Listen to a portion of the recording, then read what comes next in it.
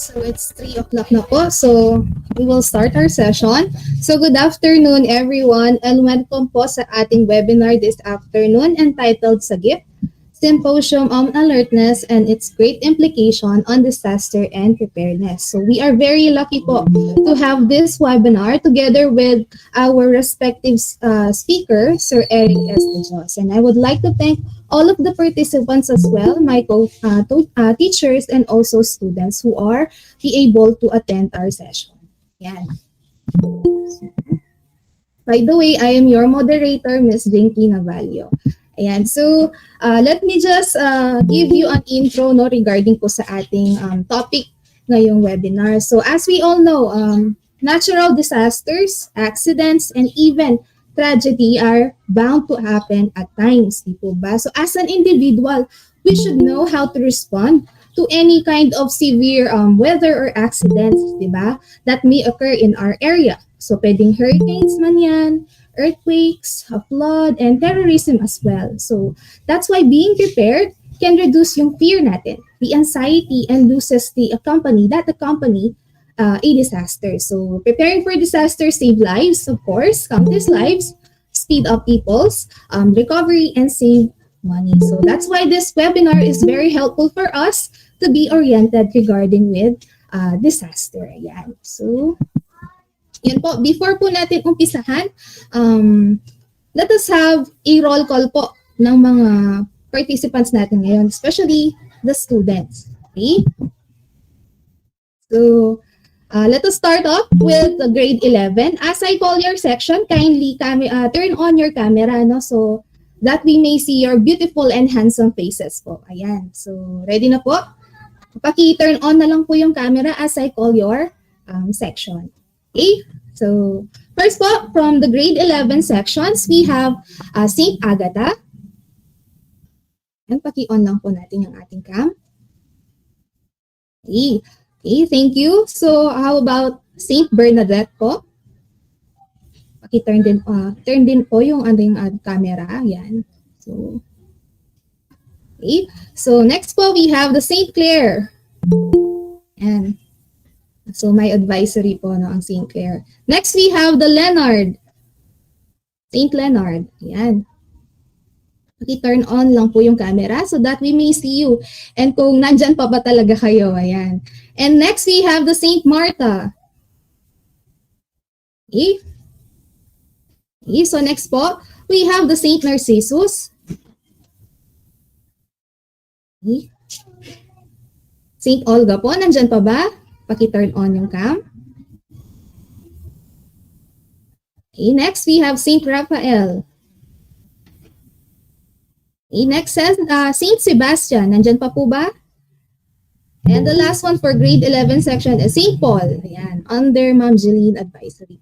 Ayan, so thank you so much sa mga grade 11 natin na nakapag-attend sa ating webinar. Next po, we have the grade 12 naman. So let us call on one by one yung mga sections and even the students who are present po sa ating session. So the first one is St. Alexander po. Nandito po ba? Ayan, paki-turn on din po yung cam so that we may see your beautiful and handsome faces again po. Ayan. Next, we have Beatrice. Okay. Charles? Beatrice po, ma'am. Beatrice. So yun, sige. Ayan. So next we have the Charles section. Meron ba? Ayan, siguro yung iba nahihirapan lang po while opening their cam. Meron po atang nagchat-chat as I can. Pero yan, tingnan ko lang po kung sino po yun.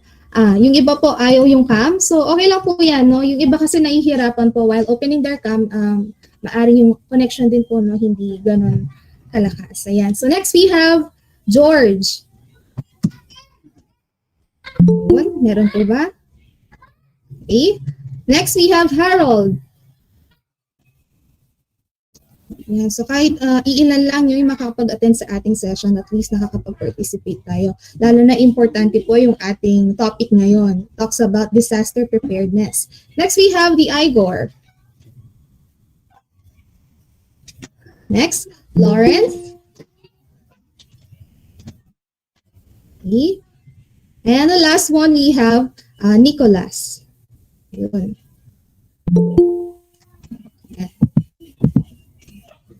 Ayun, so okay. So yun na po, tapos na po yung ating roll call. At least po nakita po natin yung mga present na students from each section. Okay, so with that, let us start with the flow of our program. So first is we have the inspiring invocation to be delivered by Miss Cheska C. Mendoza, a student from grade 12, Nicolas. Ayan, take it away na po, Miss Cheska. Thank you po, ma'am.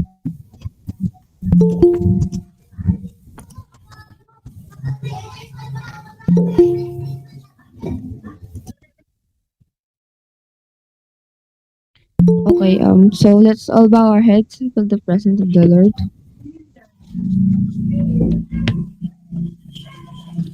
Loving Lord, we pray for unity in our meeting today and enlighten us now as we meet together so that we each have a clear understanding of the issues we have to discuss. Help us hear the complete message being communicated. Help us to avoid thinking of what we want to say when we should instead be listening and observing what's being communicated. May you bless each of the students, teachers, and faculty staffs of Angeles City Senior High School in this meeting. Help us come with effective strategies that can enable us to move forward as a team in a meaningful way. Help us to generate good plans that are practical, sustainable, and easy implemented. Give us clarity on our purpose for this meeting and what objectives we should accomplish in this meeting. May these objectives drive each of us to actively participate rather than just passively listen. Enable us to acquire and understand the accurate information we need and its implications so we can make informed decisions. We pray for hearts and minds that will promote and accept better ideas. Guide us toward the best way to take action to accomplish our goals. Help us to tackle all the topics we need to discuss, come up with excellent solutions, and leave this meeting inspired and on time. If there be anyone who is remiss and failing, we ask for humility to accept and learn from necessary correction. Dear God, We seek your honor in everything we do and say. So we lift up this meeting to you. Be in our midst, bind our hearts and mind by your Spirit.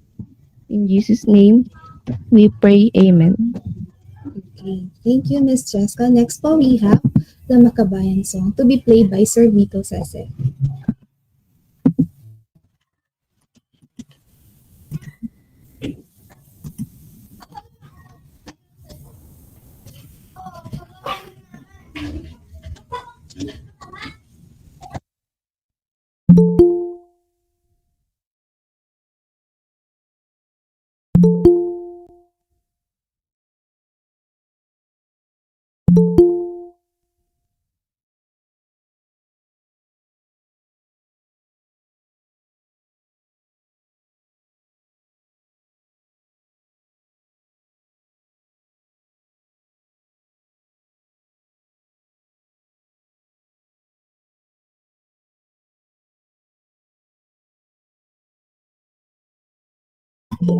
Excuse me, sir. Wala po siyang audio.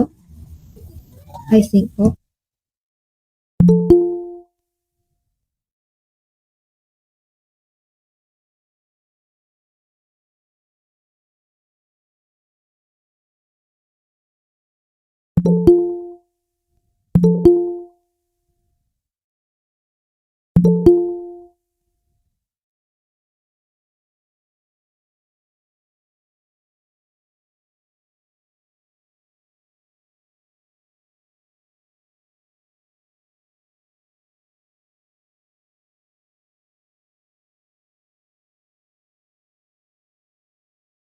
Nagkaroon lang po ng technical difficulties. Wait lang po natin si Sir Vito. Yan. Thank you po for understanding.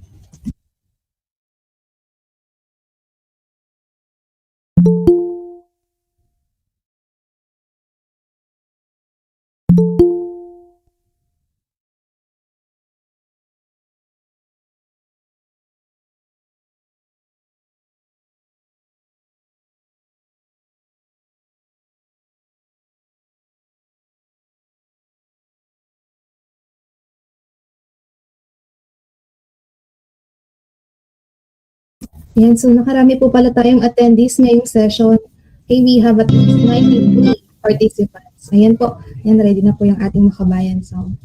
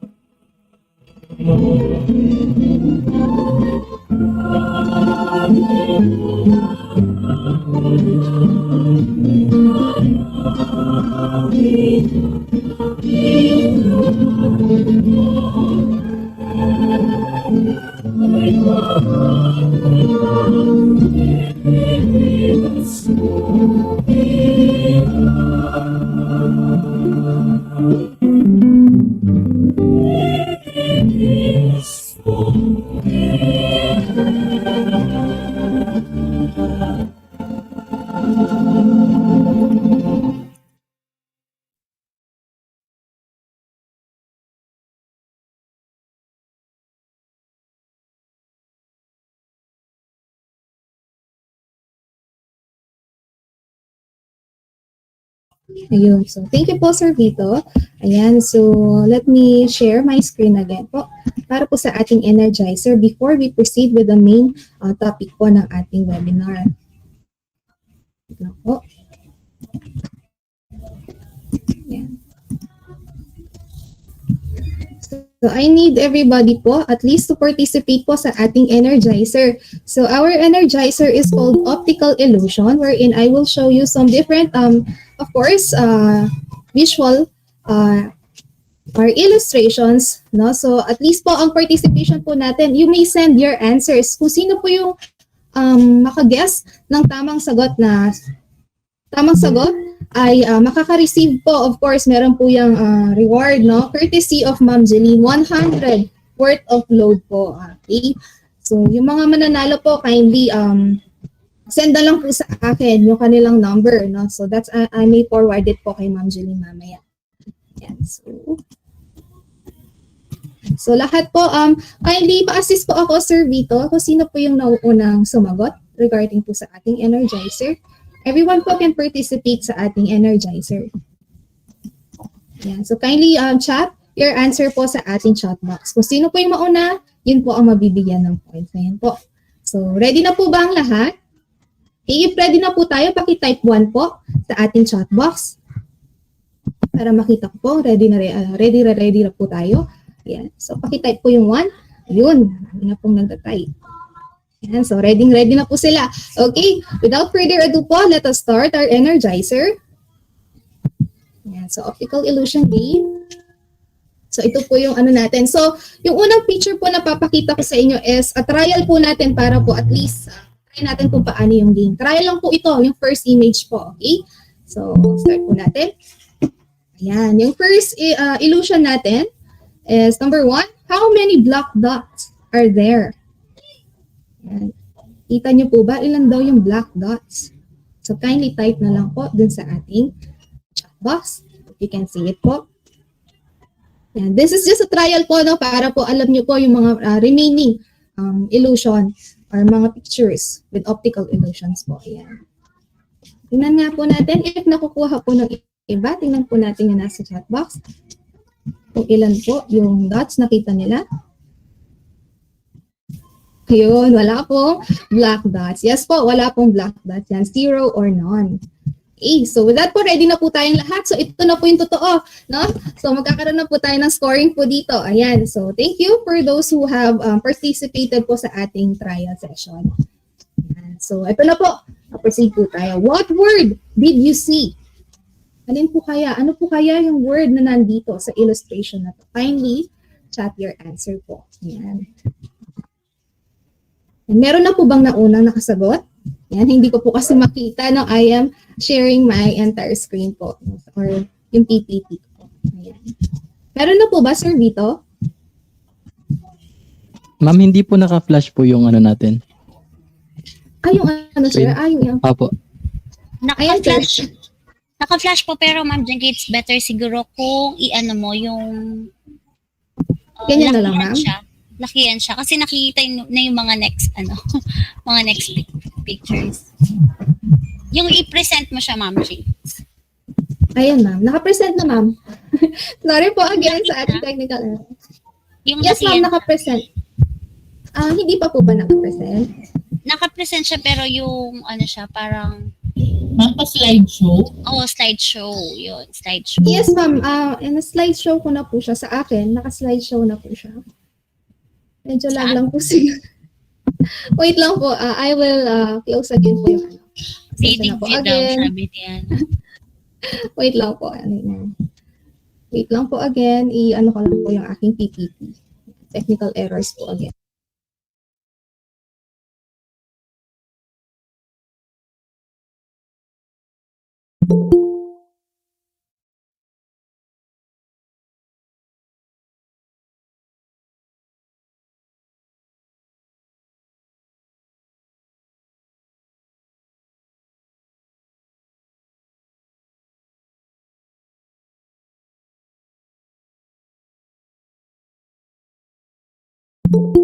Ayan po, ma'am. Is it, ano na po?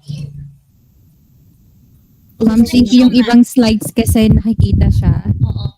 Slideshow, ma'am. Yes, ma'am. Yung home, insert, tapos slideshow. Ayan po, naka-slideshow na ma'am. O naka-stay lang po siya sa inyo ma'am. Oo, sa amin hindi siya. Hindi siya naka-ano. Okay. Sa akin po naka-slideshow na siya. Ewan ko lang po bakit nag-error again. Then, Sir Vito, pwede po ba akong pa-help and pa-ano na lang po sa inyo yung PPT if ever po? If ever na nagkakaroon pa rin po ng error sa akin. Malamang po yung sa akin yung problem. Pero naka-slideshow na po siya. Sorry again po for the technical difficulties. We will start again po yung ating session. Yan. Sige, ma'am Yes, Jinky, try nakikita may ko. pasend sa akin. Try ko on my end. Thank you, ma'am. Ma'am Weng. Thank you po. Wait lang po natin, no? Send ko lang po yung aking PPT.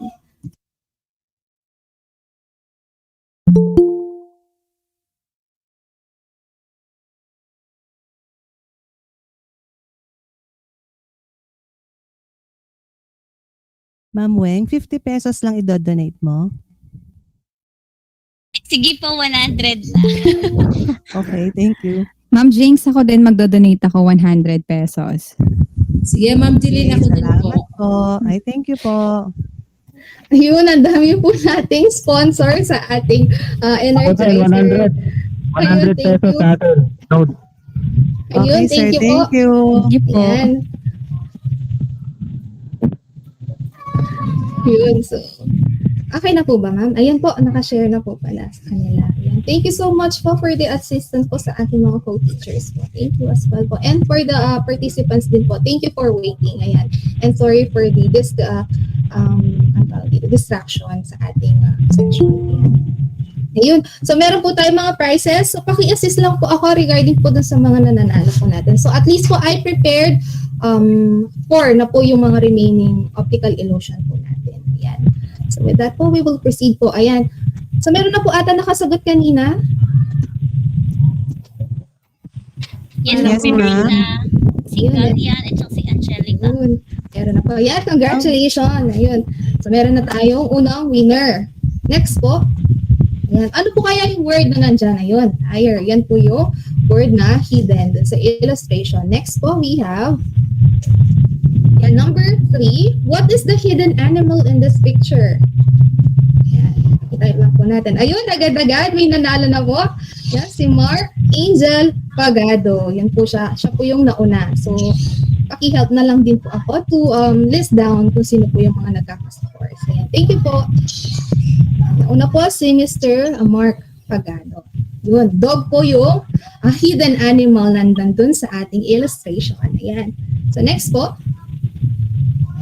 Yan, how many faces are there? Unang sumagot si Jana, pero try pa po. Wala pa pong nakakakuha ng tamang sagot. Ayun, meron na. Yan. So, si Mr. Roland Mark Galian. Yan, tama po. We have 3 faces po na naka-hide dito sa ating illustration. Yun. Okay? And for the last one po, we have yan, which is being haunted. Alin po kaya sa dalawa? Tingnan po natin yung mga sumasagot. Yan. Meron na pong nakakuha ng tamang sagot. Si Mr. Alexander Joshua Pangilinan. Ayan po, tama. Deer. Deer po ang hinahunt dito. Ayan. So with that po, it ends our Energizer. At least po naganahan tayo before our main event po. Ayan. So thank you po. And thank you again dun sa ating mga participants. So we will go further sa ating Ma'am next Chinky, presentation. excuse po. Hindi pa po tayo naka-record. Sir Vito, pa-request po na i-record Ay, po okay yung po. ating symposium. Thank you po.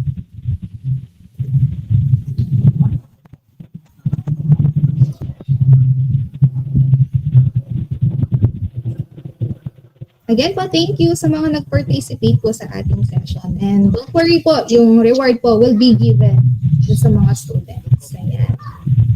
So hopefully po nakapag-enjoy po kayo kahit pa paano sa ating game, sa ating Energizer. Okay na po ba? Okay na po, ma'am. Okay po. So, pa-next slide na lang po. Pa-next slide din po ulit, ma'am. Pali-skip na po natin yan, yung ano na po. Yun. So, for the welcome remarks po, thank you po again, ma'am.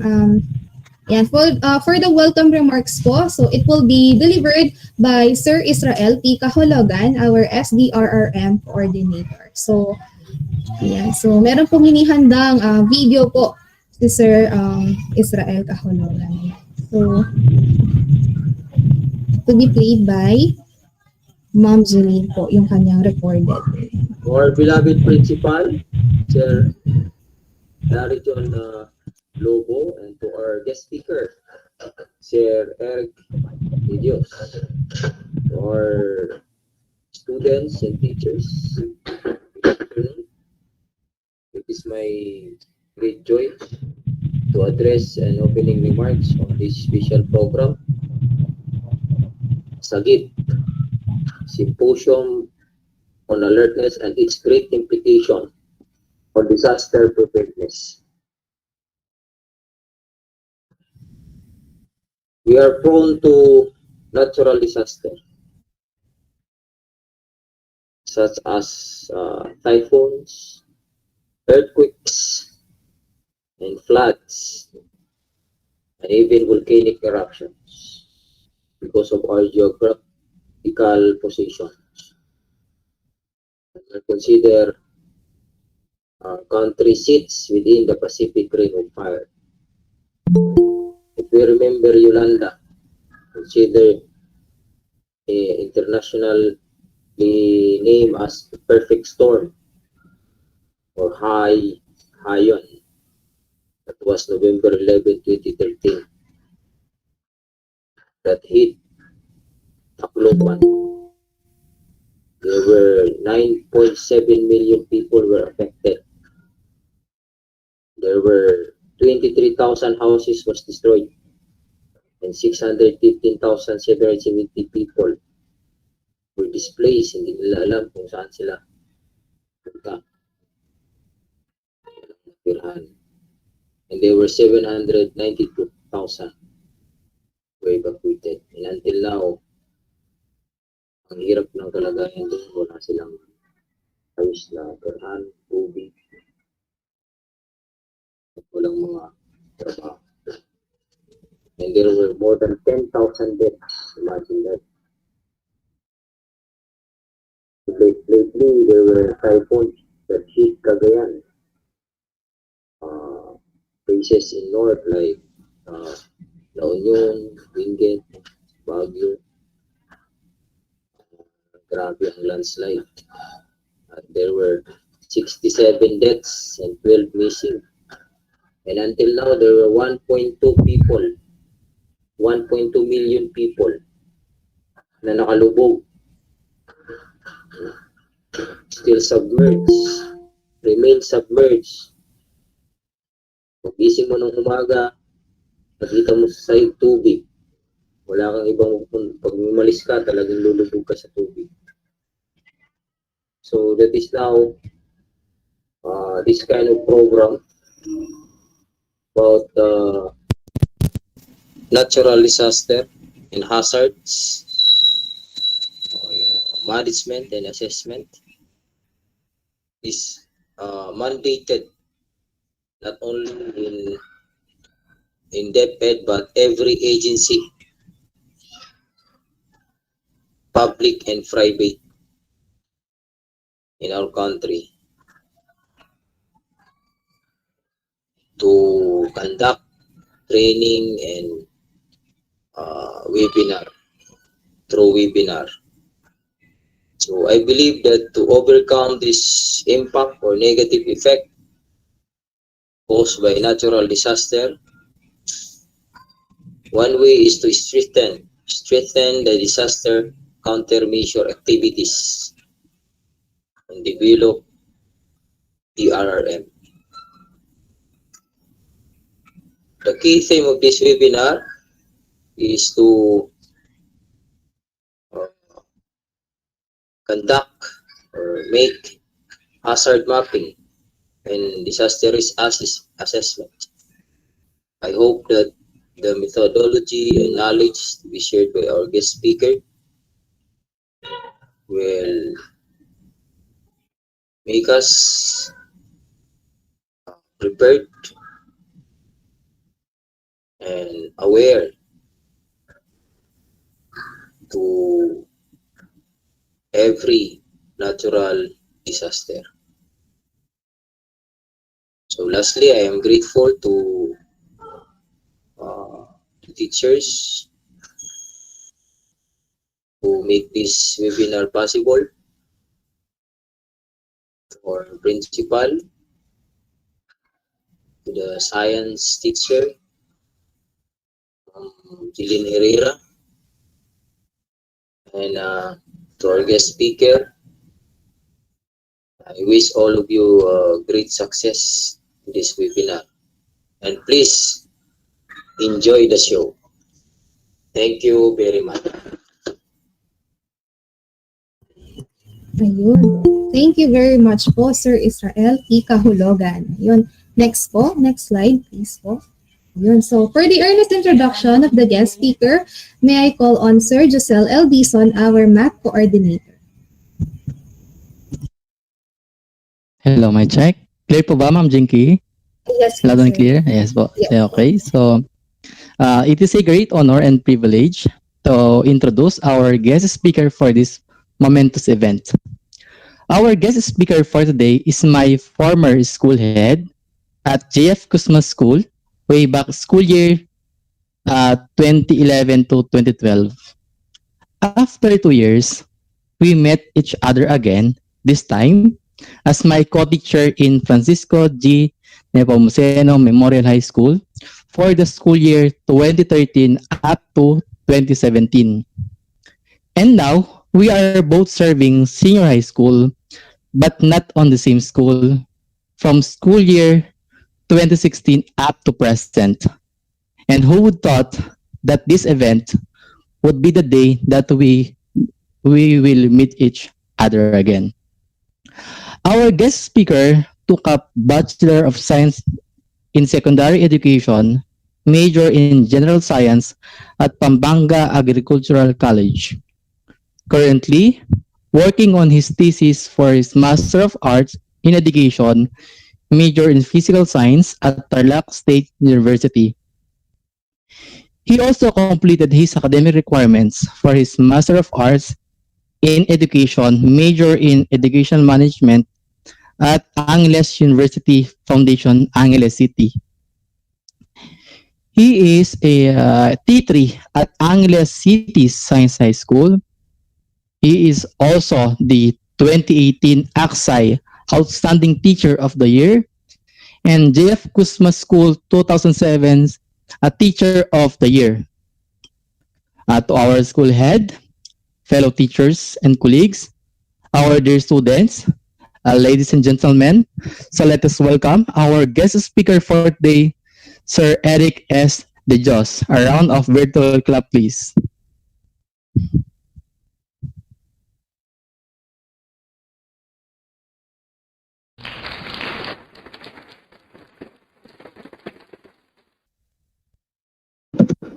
Good afternoon po everyone, and thank you Ma'am Jinky and Sir Josel for that introduction. Napaka-nostalgic naman. Good afternoon po. Napaka-nostalgic naman ng feeling seeing these friends once again from Ma'am Jeline, si Sir Israel, si Sir Josel, that we're together again po dito sa symposium na to. Good afternoon as well to all the teachers po, our co-teachers po from Angeles City Senior High School. I have to say it correctly because we have the same acronym. Also po, good afternoon sa mga estudyante natin from grade 11 and grade 12. I also saw some parents attending our symposium. Good afternoon po sa inyong lahat, and thank you for joining us this afternoon. This is a very important afternoon and a topic to be shared to everyone. As what Sir Israel have said po kanina, napaka-importante ng topic. And when Ma'am Jeline casually told me na they're planning to conduct a symposium, actually at first para lang siyang classroom discussion, so it was just I was just thinking I'll just be talking, I'll be sharing in the class, yung sa virtual class niya. Until dun ko lang na-realize, wait lang, parang symposium na pala yung sinasabi ni Ma'am Jel. But I feel glad na makakausap uli yung mga estudyante with different casts naman, because I've been used to discuss and talk to our students in Angeles City Science High School. We are also teaching the topic under the subject DRR, or the Disaster Readiness and Risk Reduction. And I was amazed na meron din pala kayong ganitong topic. Liban dun sa DRR, you also have the Earth and Life Science. Sa amin kasi sa STEM, we do not have Earth and Life Science, but we only have Earth Science. So, namangha ako dun sa melts ng parang seamless yung ating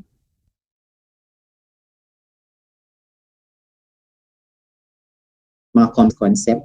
At we are live in Facebook and in YouTube. Nakita ko yung message kanina ni Ma'am. So, sana lang I can give justice to the topic assigned to me, and sana po somehow magtulong-tulong tayo to know these things. These are very essential.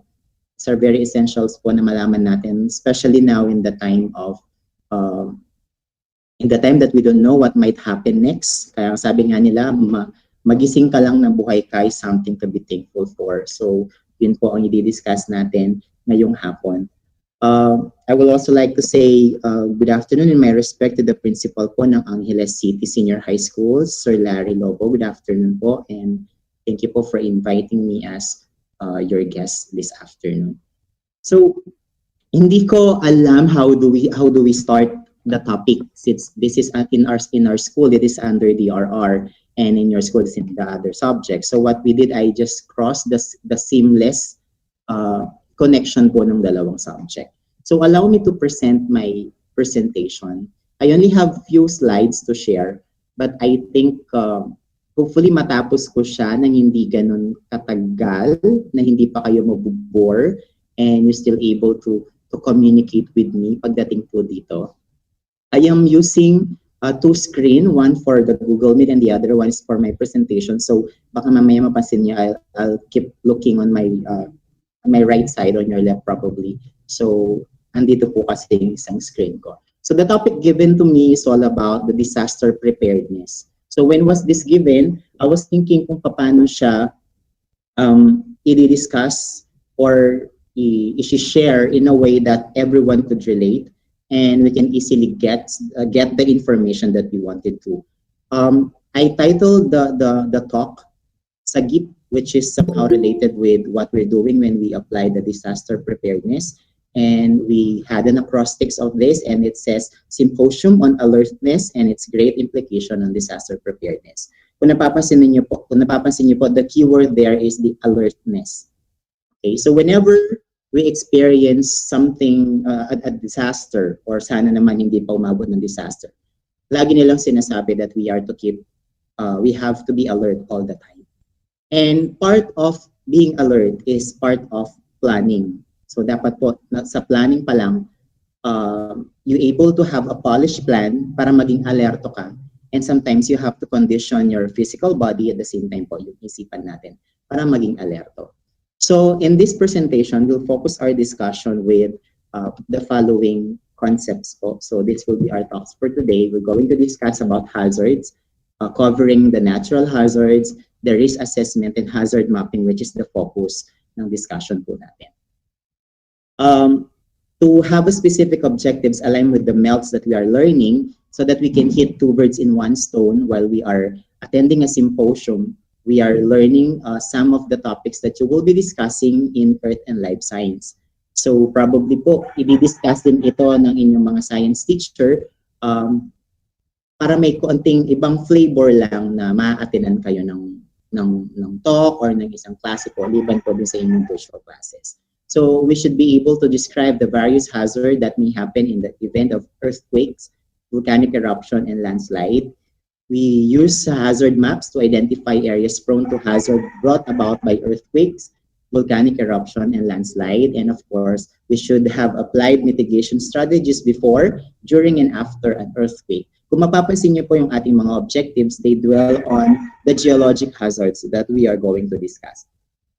I would like to excuse as well my surroundings. Medyo may mga manok na tumitilaok because I'm in school.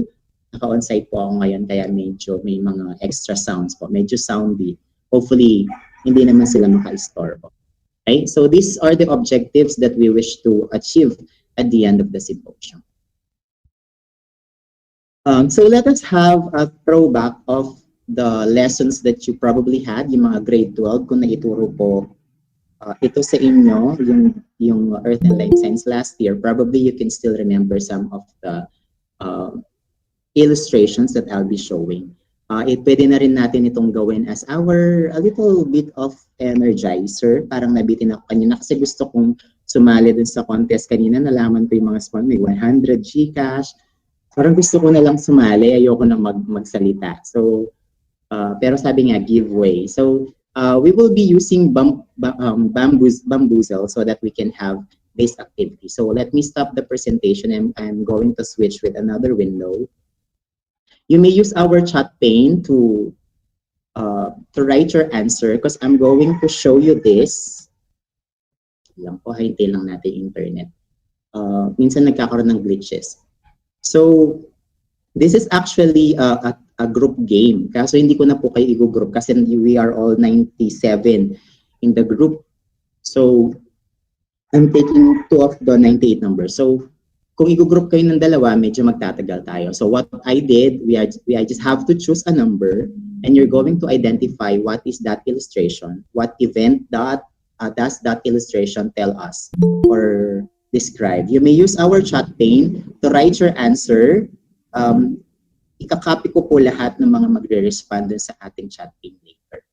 So, okay po. So, I think I shall start since we'll start number 1. Okay po. I'm going to wait lang po ha. Yanin ko lang yung aking screen. Ayusin ko lang yung screen ko. I'm going to click number 1. Tapos po may magre-reveal na picture and you're going to guess what that is. Oh. What is this? What does the picture signify? John Peter Benter, war, majority says war. And let's check. Sige po, if I see 5 students or participants answering in our chat pane, I'm going to reveal the answer. And that is correct. This is war. Next po, I'm going to choose 8. Number 8. How about this? Malaki po ba yung Ano po? Is the screen visible po? Somebody answered avalanche. Somebody said clouds. O nga, no? Parang medyo nakaka-confuse siya kung if it's avalanche or clouds. And let's check. Majority answers avalanche. And I think that's correct. So, avalanche. So, I think this is a landslide pero snow naman po yung landslide. Para siyang landslide. Oh, that can be associated with a landslide. Let's have number 2. How about this? Si Sophia ang last na sumagot sa avalanche. Then the first to answer this picture. Masyadong fast-facing yung flow ng yung paggalaw ng ating chat pane. So I guess majority answered typhoon, thunderstorm. Let's check. This is her hurricane, but we can consider typhoon and the thunderstorm. Though may konting pagkakaiba, but we can consider typhoon, naming lang po yan. This will be clarified later. Okay po? Next, let's have another. How about this? Ayan. Sir, ano din po? Same. Or what? Hurricane naman daw, then typhoon. Ayun po. Let's check. This is a typhoon. Okay po? So, anong pagkakaiba ni hurricane and typhoon? They are the same. Typhoon, hurricane, depression, nagkakaiba lang. You also have the cyclone, nagkakaiba lang yan to where they originate. Diba? Kung saan part ng mundo sila nag-originate. Others originate from the Indian Ocean, the others from the Pacific, and the other one is from the Atlantic. Tapos meron din po palang tinatawag na wili-wili which are originated from the Australia. So, magkakatulad lang po yan. Let's have The last four. What is this? Tingnan natin sa chat pane. How about that? Ooh. Eruption, volcanic eruption. Let's check it. It's a nuclear disaster. Para siyang volcanic eruption, probably because of the illustration. Okay, but if you look closer to it, lalo na gabi siya nangyari, no? So it's a nuclear disaster. It's a nuclear explosion. Oh, so let's have the last three. How about that? Na-experience na natin yan dito sa Angeles City. Na-experience na natin yan. Hailstorm. Let's answer the hailstorm. Para nadidelay yata ako sa internet. But somebody answered the hailstorm. And yes, these are hailstones from hailstorm. So correct po, simulates. Let's have the last two. This one is, okay, masyado maliit yung picture, but I think you can still recognize it. A volcanic eruption. I think this is a landscape. There's a landscape po na nagbago yung itsura niya. Oh, wala na bang sumagot sa chat pane natin? Or no, nagkakaroon lang ako ng glitches. Ayun, meron po. May sumagot ng landslide. And let's check if this is a landslide. And that's correct. Okay po. Sige, let's have the last one. Ang dami naman kasi, sir, 8 sila. How about that? I think that's a building. And it leaned because of, yes, certainly that's because of earthquake. So yun po. Yun ang various occurrences or event. Nakakatakot naman yung daw. So let me stop the presentation. Those were actually the events that you have encountered when you were discussing. I'm talking to the grade 12 who have taken the subject, or probably mga grade 11 na na-discuss na po ito sa inyo. Or you've seen those personally. Okay, medyo nakakalungkot lang isipin if you happen to see those personally, na sana we always pray na hindi po natin nakikita yung mga ganong bagay. Yes, Justin, those are natural hazards, except for the 2 items yata na that we cannot classify the natural hazard, like yung sa war, and there's one more which I forget. Okay po, so let me go back to the PowerPoint that I am presenting a while ago.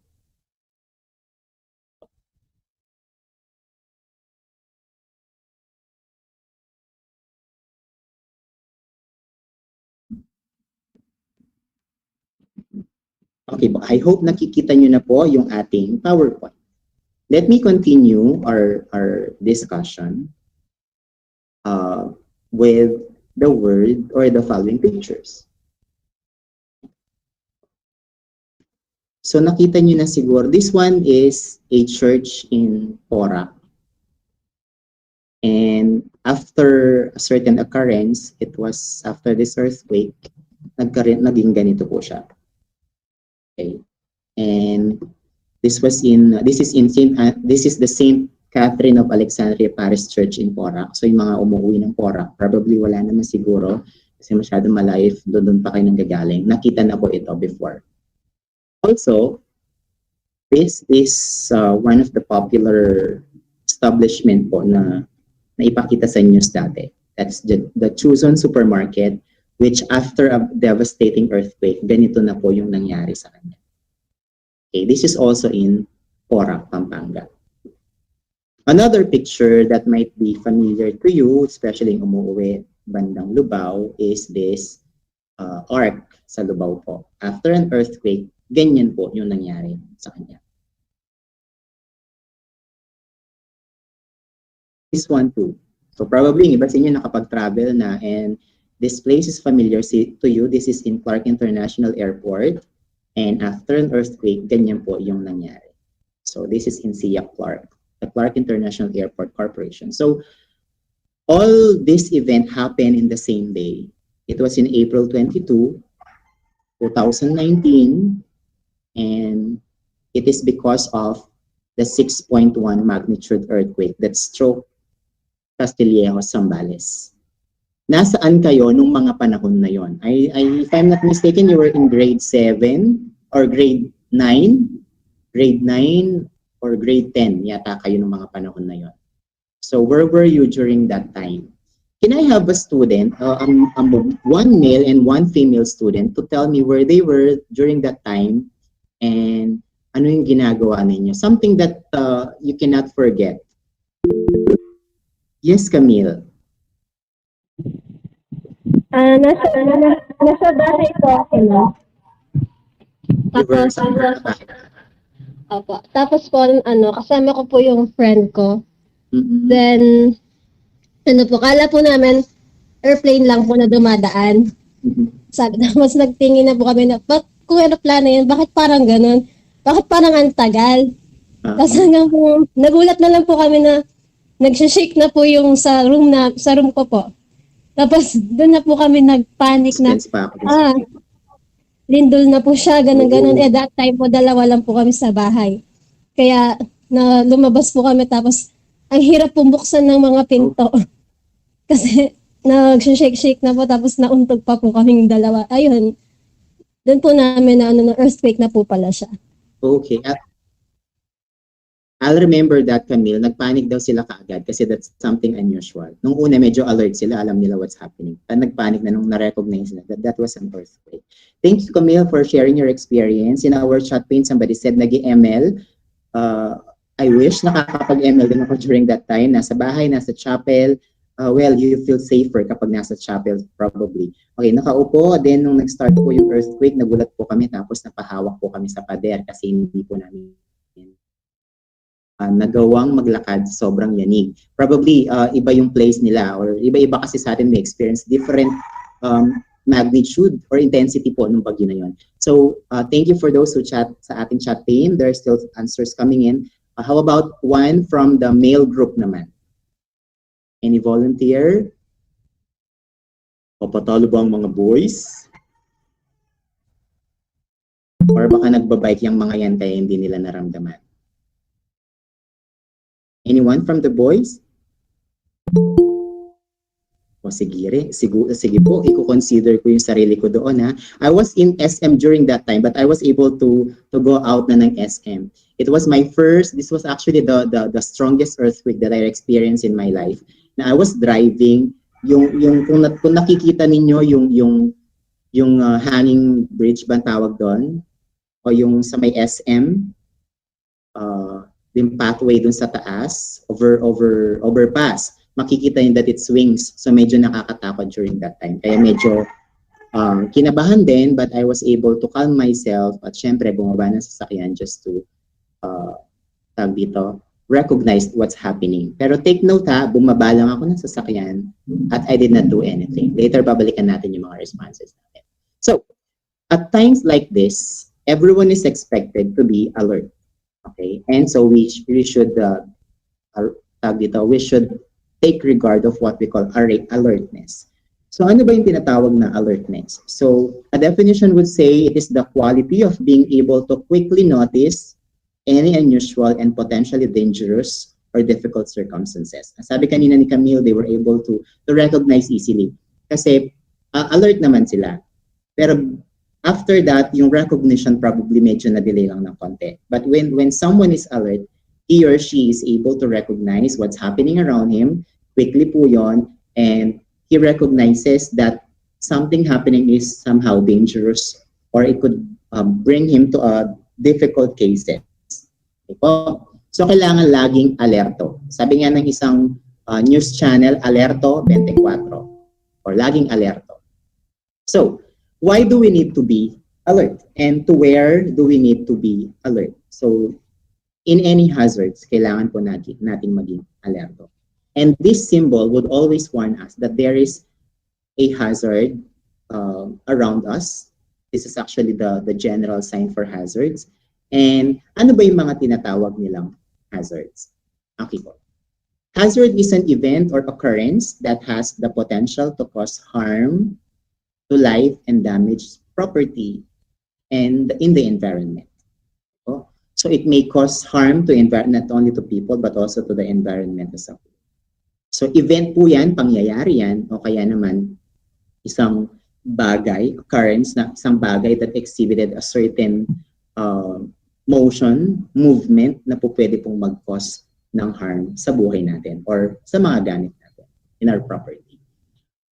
The hazard as a whole in our country or sa mga lugar natin, may mga organizations po na nagbabantay sa mga yan.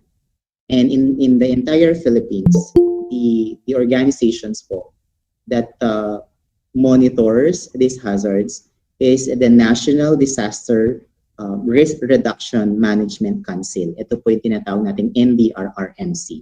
And this is being downloaded in different areas.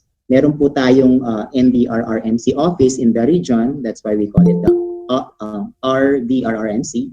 We have one in the province. We are PDRRMC. And we have in the municipal or in the city, we have the CDRRMC and the MDRRMC. Tapos po, meron din yan, downloaded din yan sa ating barangay, which is the BDRRMC or the Barangay Disaster Risk Reduction Management Council. And gladly, kahit po sa school natin, meron din tayong version ng office na yon. We have the School Disaster Risk Reduction Management Council at sa senior high school po, sa standalone, si Sir Israel Kahulugan po ang ating coordinator. So probably and for sure they are working with the BDRRMC and the CDRRMC po for the different projects po involving yung ng estudyante, the safety of the student and the school as a whole. So we will be talking about hazards. So we said that hazards can be further classified into natural and man-made hazards or yung mga human, the man-made and the human-insisted hazards. Okay po? And we will be focusing our discussion with the natural hazards where we will be talking about hydrometeorological hazards and geologic hazards. Under hydrometeorological hazards, these are the hazards po concerning or that involves the interaction between the hydrosphere and the biosphere. Minsan po, sumasali din yan yung iba pang sphere like atmosphere. Under geological hazards, it's more of about the geosphere and its interaction with the sphere, the biosphere in particular. Let me have the following hydrometeorological hazards. So we're able to experience tropical cyclones. Sometimes we call them typhoon. But in a deeper sense, when we use the word typhoon, depende po yan dun sa kanilang mga lakas. Okay po? We also have the monsoons. We have two monsoon system in the Philippines. We call them Habagat and Hamihan. We also experience flood and Ipo-Ipo. Kanina, sabi ni Sir Israel, the country is experiencing recently ng mga ganitong klaseng hazards, particularly po yung nasa bandang northern part ng Philippines. At if you see the news, kawawa po yung mga kababayan natin doon. And there are different news channels who keep on reminding us about the different things that we need to do in combating or in preparing for the hydrometeorological hazards. So since ongoing na po yan, let me balance those reports by focusing our symposium with the geological hazards that we have. We have the earthquake, volcanic eruption, and landslide. So yun po yung pag-uusapan natin today. So dun sa first part ng ating discussion, we were able to recognize some of the effects po ng earthquake that struck our place in Pampanga in particular. Okay po? Let me first differentiate ano po ang pagkakaiba ni hazard kay risk. Okay po? When we say hazard kanina, sabi natin, it's an event or occurrence that may cause or potentially could cause harm to our lives, to our property. Okay po? While the risk is the likelihood or the chances of causing any harm by that kind of hazard. So kung titignan natin yung illustration natin, halimbawa po, we're on the beach and may nakita tayong shark, alam natin that shark may cause potential harm or may cause harm sa atin. And shark is hazardous, there's a hazard. When you go near the shark, mas lumalaki yung chances of having that harm or committing that harm. Therefore, the risk po ay lumalaki. There's a great chances habang lumalapit ka dun sa chart na yon. So habang lumalayo ka naman, mas bumababa yung risk mo o yung chances of committing that kind of harm o yung hazard. I hope clear po yung dalawa. Kasi sometimes we use this interchangeably. Okay po, pero they have this difference po pagdating po sa disaster readiness. Under geological hazard po, let's talk about this. This one happened in Pampanga, in Porac, Pampanga, and we call this one earthquake. And we know, I'm pretty sure that you know what does earthquake mean. And to give you a definition scientifically, earthquake is a weak to violent shaking of the ground due to the sudden movement of rock materials below the Earth's surface. This is sometimes a secondary activity to volcanic eruption. Nagkakaroon ng earthquake because nagkakaroon ng volcanic eruption. These were some of the hazards po na kaakibat sa earthquake. Once earthquake strikes us, ito po yung possible na mangyari. Ground shaking, and this is the first thing that we feel. Tapos po, after that, if it's too strong, magkakaroon ng ground ruptures, which is somehow nakakatakot.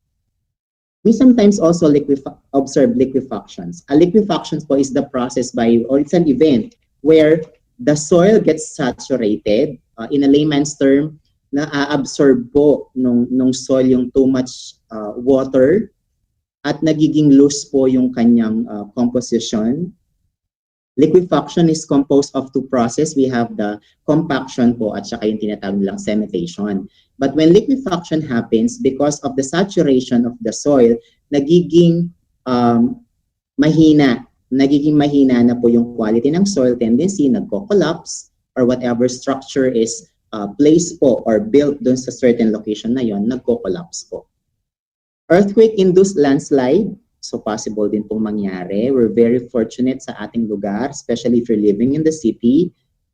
Except for Sapang Bato, yung pong nakatira sa mga malalapit sa mga highlands, we are rarely experience landslide, and that's a good thing. And then, lalo na po yung tsunami, we rarely experience this. Sa mga malalapit po ng bodies of water, sa mga coastal area, nakaka-experience po ng mga tsunami. Okay, so these are the different hazards po that we may encounter when there is an earthquake. We call those hazards. So this one is the ground rupture that was actually caused by ground shaking. This one naman is the liquefactions, parang yung bahay po na sisira na siya, bumabagsak na yung kabilang part ng soil kung saan siya nakatayo. We also have this landslide sa mga mountainous area or highlands. Then we have this tsunami. This is not in the Philippines. This happened in Australia. So, ganyan po yung pwedeng effect niya. Okay? So, saan po natin kaya, or paano natin malalaman if our area is prone to earthquake? Kasi po, sabi nga nila, if you have heard about the big one na pinaghahandaan ng ating government, by the NDRRMC, yan po yung binabantayan nila, especially with the assistance of the DOST sub-office po na FIVOX, binabantayan po nila yung mga yan. So, allow me to share a link where we can see the active faults in our place. Okay po, so stop ko lang po ito. Sige po, pakita ko na ngayon because I supposed to present it sana later when we show the different the different maps, pero pakita ko na po sa inyo ngayon. So the FIVOX is under the OST, where this is the department, the government assigned to monitor po yung mga volcanic activity and the seismological activity po or seismic activity sa ating lugar. If you go to the website to the link that I shared to you in the PowerPoint, or you may visit FIVOX po, ganito yung makikita natin. At these are essential websites na alam natin or hindi natin probably alam na nag-exist. So when you go to FIVOX and you see the hazard maps, you share the link, you click on the link at makikita nyo po ito. This link would help us identify where are the faults located, what are the hazardous, what are the hazards that are present in our community, at paano po natin siya mati-check. The good thing about this website is you can check a particular place. Halimbawa, gusto kong i-check yung nasa Region 5. Gusto kong i-check yung nasa Region 2. Siyempre, ang i-check natin is yung sa Region 3. Take note po ha, nasa Region 3 tayo, yung iba sa inyo naninira ng mapa, nililipat si Pampanga. That even in some cases, si Angeles nasa bandang Mars na. At ang tagal, ayan po siya. So let me just maximize the page. So kung makikita natin yan, so if you're going to click this, we're able to choose kung saang lugar ang titignan natin. Ilang parang late po at ang nakikita. So, if you click this drop-down arrow, it will give you an option kung saan po lugar nyo gustong tignan. Like if I click Region 3,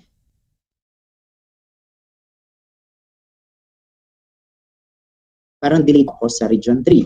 Then you have the tab here, Submit. When you click that, ipapakita niya yung mga areas to where earthquake might likely to happen, volcano, and volcanic eruption, and other hazards po. So, pwede po natin yung balikan later. Okay? So, this is actually where we see the map. And, nabanggit din kanina ni Sir Israel, talagang siya sa ating sa sitwasyon ng ating lugar, that we are located in the Pacific Ring of Fire where we see different seismic activity and volcanic activity po sa ating lugar. Balikan ko yung PowerPoint kanina. Here. Kung may question po kayo, you may use your chat pane or unmute your microphone if I miss something. So we are talking about earthquake bago natin iniwan yung slide kanina. Okay po. This time naman is another geological hazard. Kung nakikita yun sa picture, definitely these are volcanic eruptions activities. Okay po. A volcanic eruption is a process wherein volcanic materials such as molten or hot fragmented rocks or gaseous materials are ejected from the volcano. Oh, and these are the different hazards po na po pwede natin ma-experience once there's a volcanic eruption. In our locale, we're near to Mount Pinatubo and to Mount Arayat. But don't worry, Mount Arayat is an inactive stratovolcano na hindi po, wala pang history na nag-erupt siya. But it's dormant, so sana manatili siyang ganon. And ang sabi nila, once Mount Arayat erupted, lahat ng nakakakita sa Mount Arayat ay aabutan ng kanyang effect or yung lava na po pwede pong ilabas. O yung magma that would turn into a lava na pwedeng manggaling sa vulkan. Pero syempre, kung titignan natin yung ating topography, so possible hindi naman. So earthquake might likely to happen because as I have said earlier, earthquake is just a secondary hazard po concerning or in the event that there's a volcanic eruption. Features. Ito po yung mga parang usok na lumalabas near the volcano. We also have lahar. Lahar is a combination of lava, water, ashes. It's a mixture. Okay po? Dahil po may lava siya, mainit talaga siya. Rainfall, possible po magkaroon ng pag-uulan because of the variation po ng ating atmospheric temperature. We also have landslide. Yes, it's landslide. Possible mangyari yan. And yung ashfall. Okay? These are the hazards that we may experience. Earthquake. We also have the features. Yan po yung mga yan. Nakakatakot. But near Mount Mayon, may mga nangyayari po mga features. May mga nag-occur na features. We also have lahar. So kung tanongin yung mga parents ninyo during the 1991 Mount Pinatubo eruption, they have lots of stories to tell. This one is ashfall po. This one's taken in Batangas from Mount Taal eruption. And then we also have the flood or the rainfall po. Na malakas na ulan because of the temperature variation. So these are under volcanic eruption. Next po is the landslide. Okay po. Patapos na tayo dun sa tatlong geologic hazards and then we'll go with the mapping. A landslide is a massive outward and downward movement of slope-forming materials. The term landslide is restricted to the movement of rocks and soil masses, yung mass movement na tinatawag nila. At usually po, nangyayari yan, syempre if it's, para magkaroon ng downward movement, it should happen in a slopy area, or mga highlands.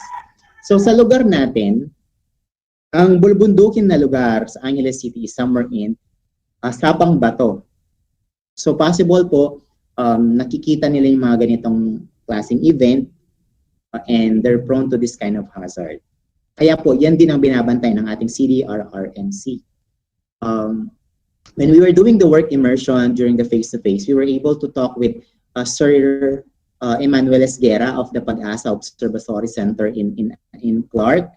Isa din sila sa mga nagbabantay ng ating ng weather natin para po nakakapag-send sila ng report sa ating local government concerning dito po sa mga cases na yan.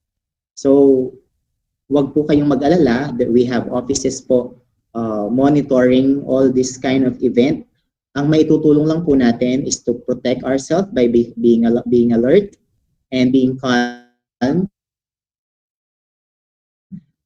At the same time, yung communication with these officials, this experience when there is landslide. And that only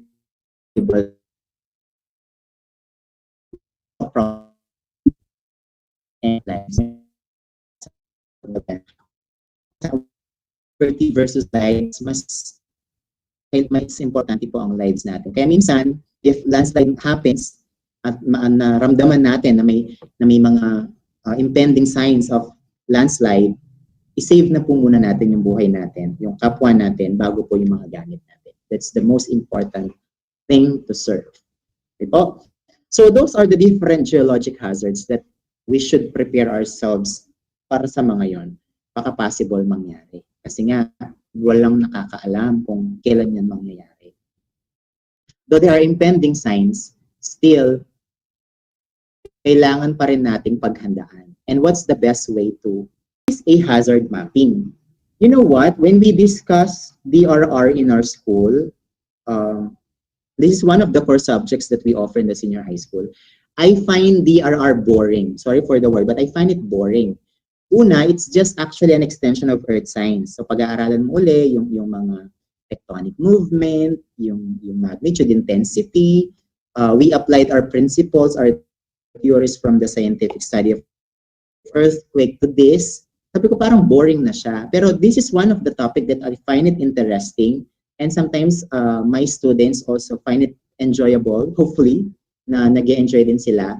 Especially po yung mga nasa aligned sa engineering and architecture. Kasi I am asking them to design certain maps.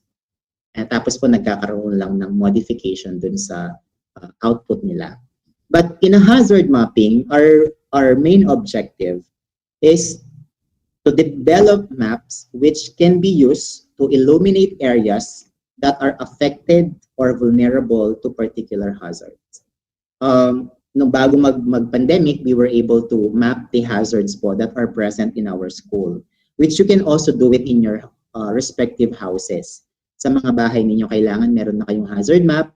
Once a hazard happened or occur, you know where to go, you know what to do. Parang sa planning po ito.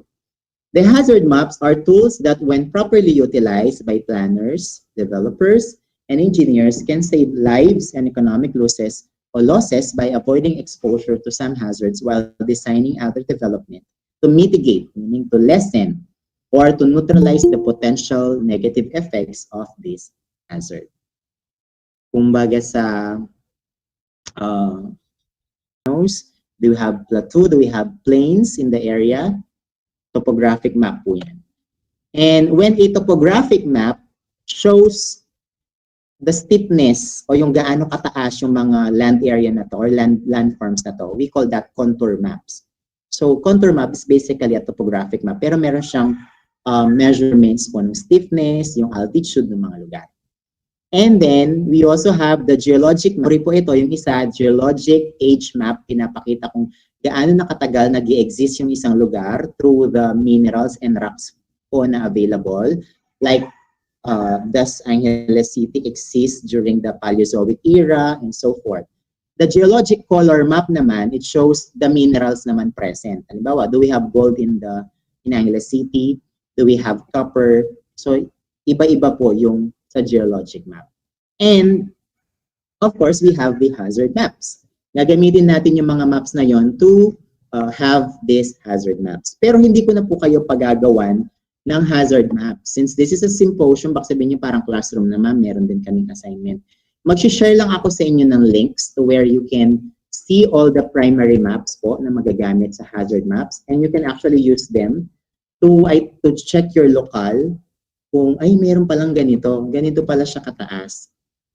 Actually, pwede rin gamitin ito ng mga bikers na nauuso ngayon. Yung mga naghahanap ng mga places na babikin nila, gaano kataas na. So, pwede po nating i-share. So, let me share to you the different maps where we can start designing a hazard map. Yes, Bernadette? A hand was raised. Sir, napindot lang po, sorry po. It's okay na. Sige. So, that means that you're working on your laptop at you're active. Thank you. So, let me stop the presentation on this part and allow me to proceed with the different maps po na pinakita ko sa inyo kanina. Patience po. Okay pa po ba kayo? So may I see the grade 11 student raising a hand kung hindi po sila natutulog. Go ahead. Click that hand. Yun, active. Thank you, grade 11. How about a handshake from grade 12?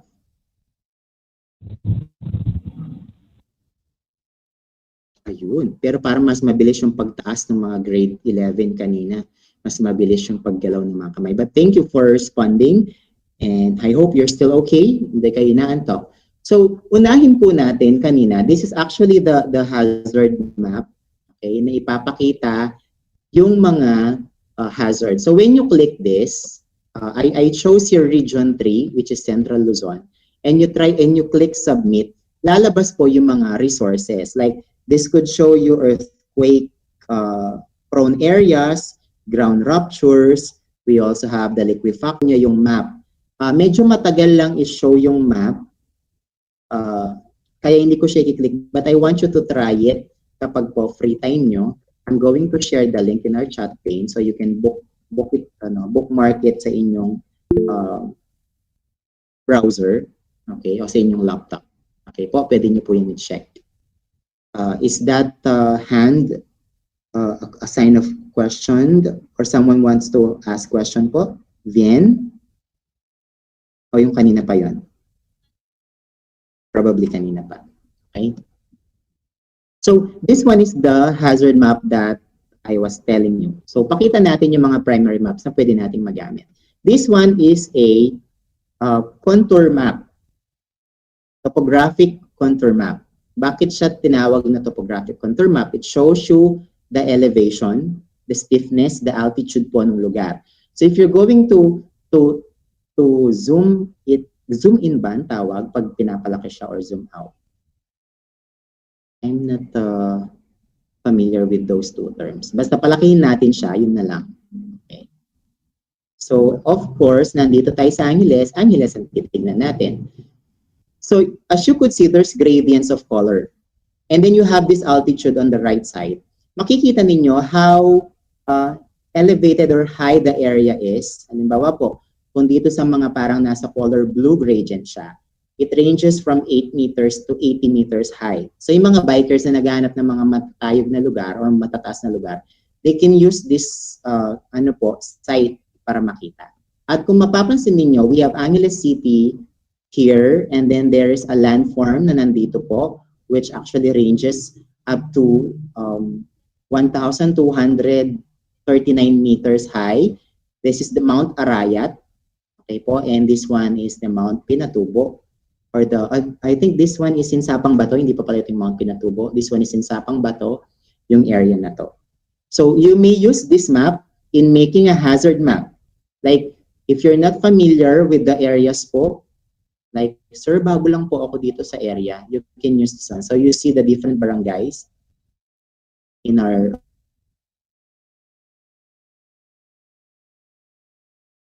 city. And this is very accurate. ST. So naka-design po yan. So pwede lang natin siyang gamitin. So this one is a topographic contour map. Another one is the Seoul topographic map. Ito naman po, pinapakita yung available po na, o yung mga landforms that are present in our community or in our region. Halimbawa po, i-click ko si yung part na to. This one is in Tarlac, where we also see part of Pampanga. Ayan po. So, map talaga siya. These are landforms. Pag green po, you have legends on the lower part. Pag green, that means meron pong landforms dyan. And then, the darker the color, I think the higher the altitude. Even dun sa mismong lokal natin, like yung kapitbahay natin at tayo mismo, though sa ating Google Map, makikita natin yung ating mismong bahay. But hindi po maipapakita ng buo. So it's our turn then to make our own hazard maps using all the primary maps provided. So, syempre, kung nasa classroom tayo, I would ask you to come up with an output na hazard map yung gagawin natin. Pero ipakita ko po sa inyo yung output na sanang gagawin sana natin. This is one of the outputs po that was submitted to me by one of my students. Ito po. So this was turned in the Google Classroom. Ganyan po siya. So I asked them to choose a certain landforms and to make a contour map of that landform. Iba-iba po yung selections nila. The others naman were tasked to, like ito po kasi wala namang hazard dun sa lugar nila. So I asked her instead to make, walang geological hazards dun sa lugar nila, which is very lucky. I asked her to make a contour map instead. Pero sa atin, syempre, if we see that there are possible hazards po and we're prone to that, gagawa po tayo ng hazard map. At yun po yung pinakita kanina. So, tignan ko yung sa hazard map natin. So, alam ko na download ko yung kanina sa ating link. Kasi kung ida-download pa siya, mas matagal po. Ito. PNG pala. May po ha. Ayun. So,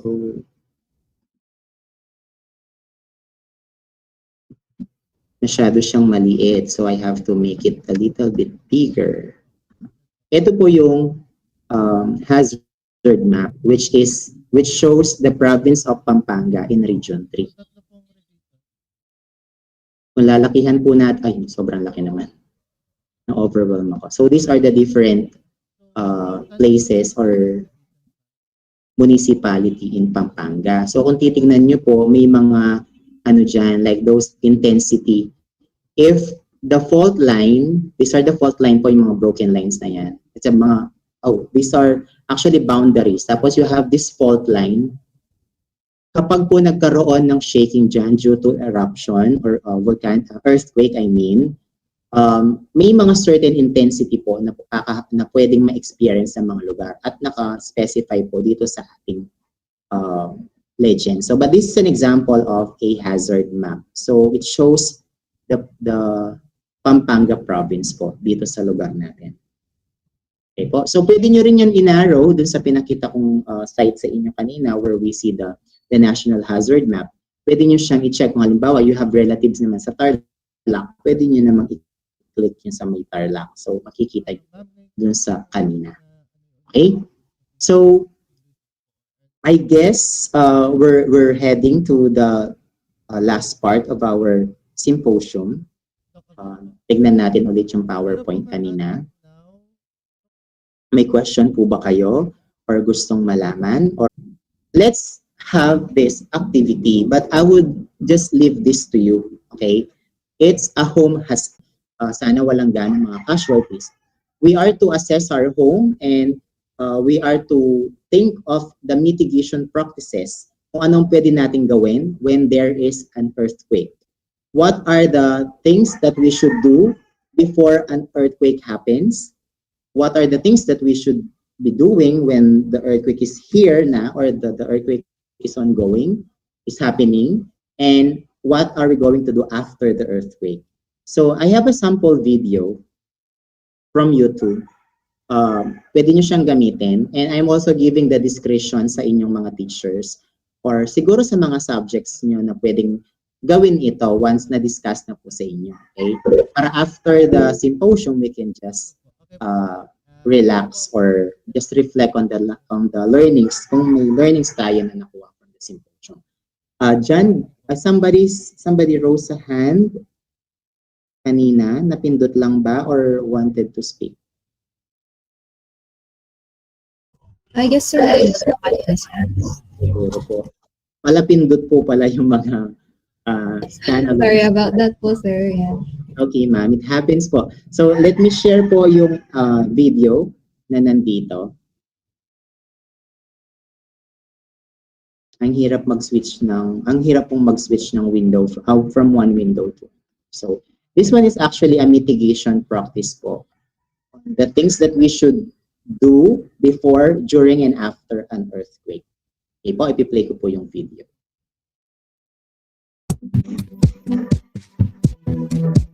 And this is the kind of output that I wish to see po from our students.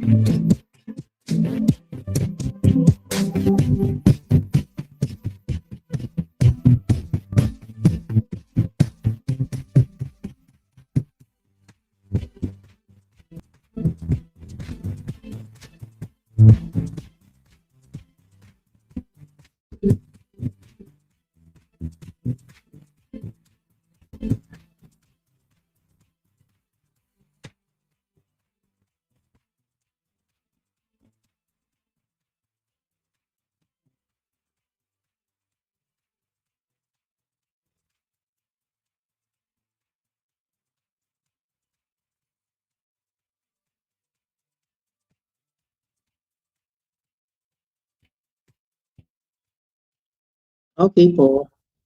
That's also the reason po bakit tayo nag-earthquake drill in school. I know you're very familiar with what's so-called drop, cover, and hold. Sa atin nga, nilocalize yun, ang tawag natin is duck, cover, and hold. Pero this is somehow a product of good practice. Kanina naalala ko yung sinabi ni Camille. I was just waiting na sabi niya, nag-duck, cover, and hold po ako. Or nag-drop, cover, and hold po ako. But sometimes we do not do that. We do not mind that kapag ka-earthquake na kapag nangyayari.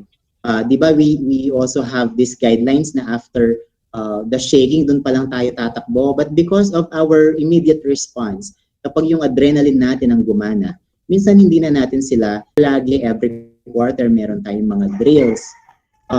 Minsan may mga magsasabi, sir, there was an instance in Mexico where those who went out during the shaking saved, pero yung mga nag-duck, cover, and hold ang naiwan or na-trap po doon. It would be a case-to-case basis, but as per the experts' advice and been proven in many cases, probably that is an isolated case, that duck, cover, and hold can really help. Anyway, hindi naman po yan isasuggest sa atin kung hindi talaga siya quizzes. Okay po? So I want you to go to open a new browser and type joinmyquiz.com in a browser, and we will be using a code po para maka-join. Ano kaya ang price natin dito? So I'm going to get the first 3. Okay po. Tatanungin ko si Ma'am Jeline kung ano po yung usually kailangan nung, syempre hindi pera, no? Hindi, baka may kailangan po ng 10,000, sir. If we can think of a kind that we can give to students po na kailangan nila during this pandemic. Kung gusto niyo bigyan ko kayo ng maraming last, okay lang din. Marami kaming last dito sa bahay, sa school. But definitely the first 3 would have prize to get po. Okay? As a form of wrapping our discussion. Okay po, so switch tayo sa ating browser.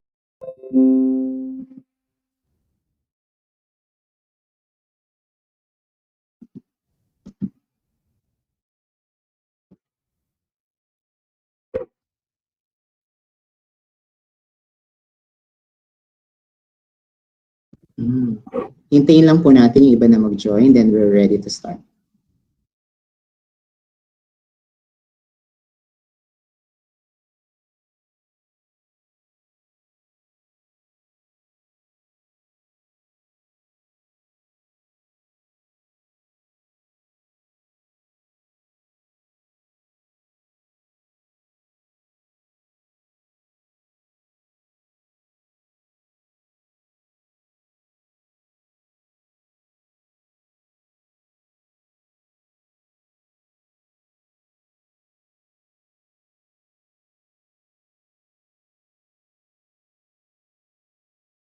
Yan, again po, students, no, pwede po tayong mag-join dun po sa ni-ready ni Sir Eric at thesis. Ma'am Jinky.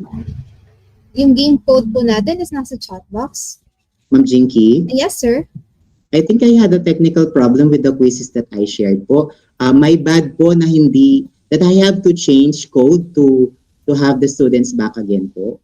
Okay lang po. Sige po. Pwede pong ulit, sir, yung code.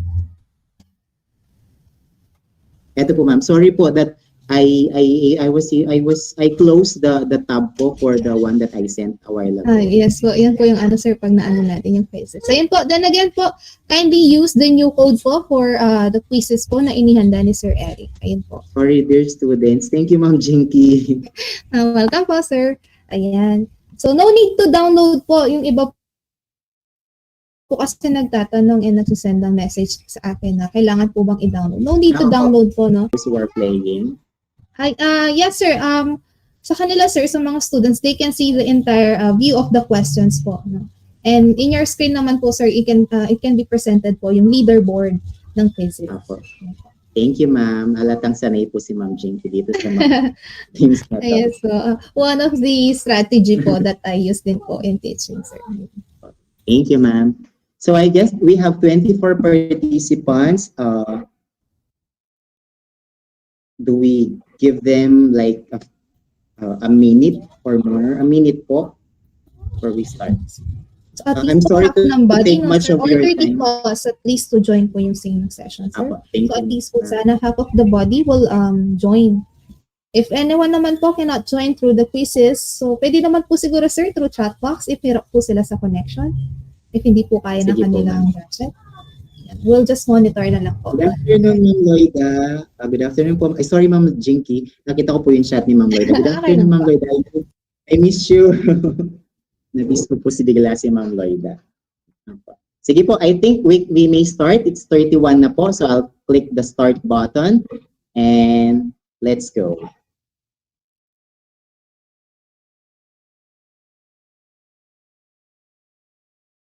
What's this?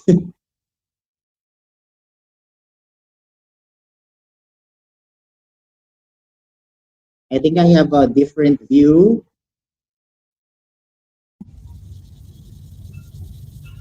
This is participants view chart. Okay.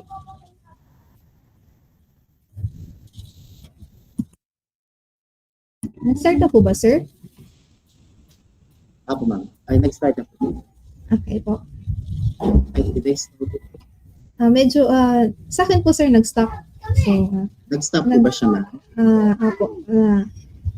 Baka sa akin lang po, sir. Baka yung sa iba naman po, okay naman. How about po the others?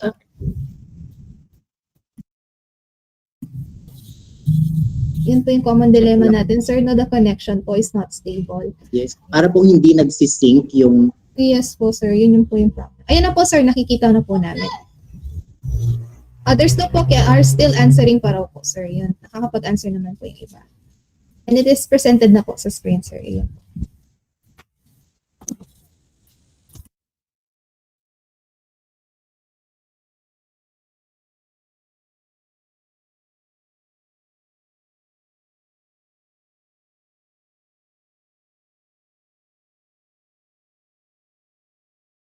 Check ko lang po, ma'am. I think I have a different view on my screen.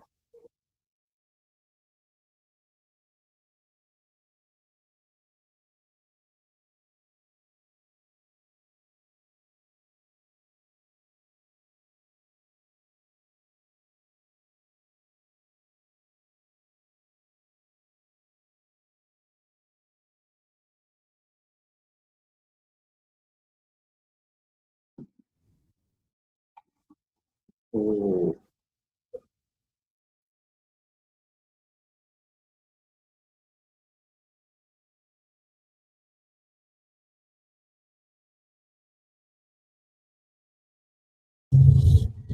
Students, wait lang po natin si Sir Eric. So, nagkaroon lang po ng technical errors.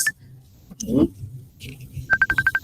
And be ready po sa session natin mamaya para sa Q&A po. Yung mga questions po natin regarding sa na-discuss ni Sir Eric. Pwede po natin gamitin yung chat box to send your queries or questions po.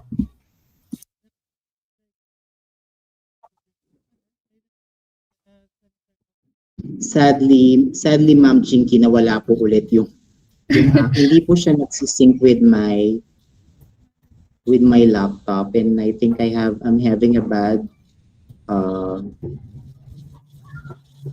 hindi po ba problem yung audio ko? No sir, loud and clear naman po sir. Yung presentation lang sir kanina is delay po. We have to check the games here.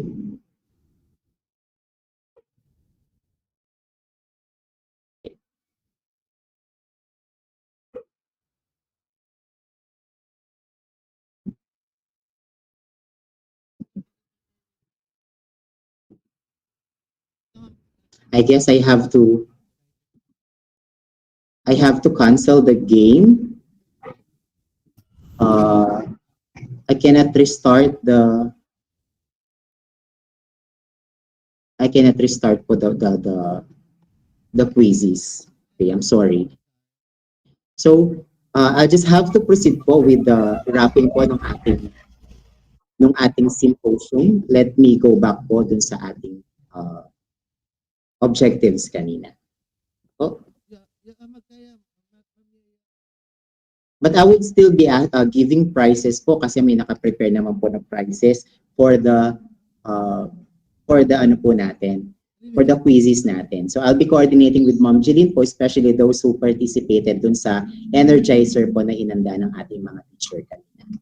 So let me just have po and review our objectives po kanina. These were our objectives, that we should be describing the various hazards that may happen relative po to volcanic eruption, earthquake, landslide, and the maps po that we will be using in identifying the hazards, and apply the mitigation strategy po before, during, and after an earthquake. I hope I was able we were able to achieve all the objectives po na kailangan natin i-achieve for this symposium. So I may end our symposium po with this. Yes to ACSHS, where yes to accident-free school, healthy and safe sa pagkikipagtulungan po ng lahat from the students, teachers, parents, and our school admin. Maraming salamat po and thank you very much po, Angeles City Senior High School. Thank you so much din po, Sir Eric. That was very interesting topic po and beneficial po para po sa atin, lalo na po it talks about the disasters and also hazard po. So with that po, let us have our session for Q&A po. If our students or the participants have their certain queries po regarding po sa na-explain kanina. So allow me to share my screen po again. So students who have certain questions po, you may use our chat box to send your questions.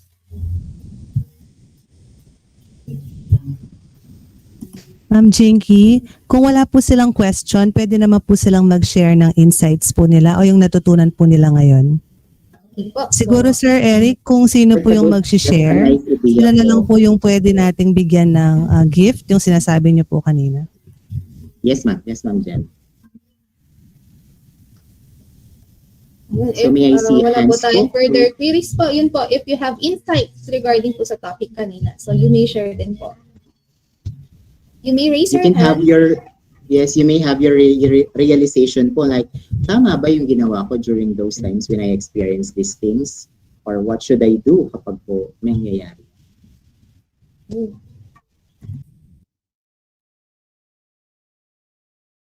I also would like to comment po yung patience sa mga bata na until this time talaga Ayun, sir. nag-stay.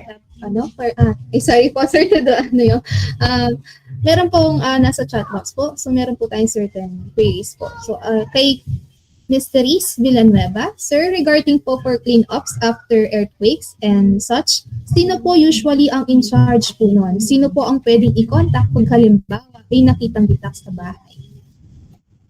Okay po. That's a nice question and observation from Kyla. Usually po, yung mga, I think you have two questions to address. The first one po, sino yung nag-clean nung mga debris that were brought by the earthquake or if ever man may mga damage. Usually po, ang LGU or the barangay handle this. Pero pag ang mga, yung mga damages nangyari within our property, like nakabakod sa bakuran, tayo din po yung naglilinis nito. But those that were affected, like sa mga kalsada or mga public areas, the LGU takes care of this.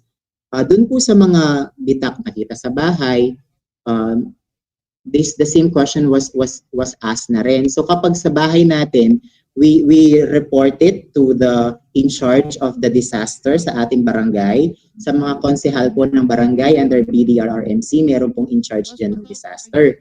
Pwede po tayong mag-report sa kanila na sa bahay natin may ganitong mga effect para po nare-record po nila yan so that when other household also reported the same cases, na pag-consolidate po yung mga report na to and they able to come up with the report at mamumonitor po nila or anong possible effect po if ever man na may malala pa yung pwede mangyari or they could think of mitigation practices. Another one po is it is important to be aware sa different maps na may connection po sa disaster and hazards para aware po tayo kung saan pupunta. At I think this is not a question but it's a statement which is true.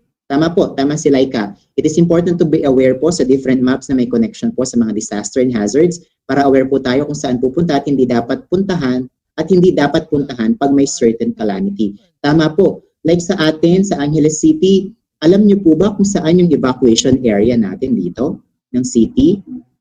Sino po ang nakakaalam? Can you please type it in our chat pane? Saan po ang evacuation area ng Angeles City? Yes, tama si Kyla. So it's in CCA. So aware si Kyla kung saan makikita. It's somewhere in CCA. You see different arrows po. Sa mga kanto-kanto makikita po, there's evacuation center, tapos there's signs going to CCA. Others po were raising a hand kanina. Sorry, I was reading, so hindi ko po na-recognize. Can I have those hands back again?